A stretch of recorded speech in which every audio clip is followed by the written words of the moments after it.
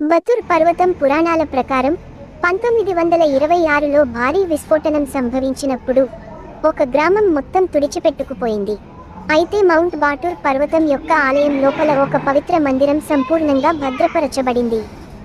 దాని సజీవ అగ్నిపర్వత కార్యకలాపాల కారణంగా ఈ పర్వతం బ్రహ్మదేవుడు నివసించే ప్లేస్ అని నమ్ముతారు. ఇది ఎక్కువగా అగ్ని రింగ్తో చెప్పుతారు.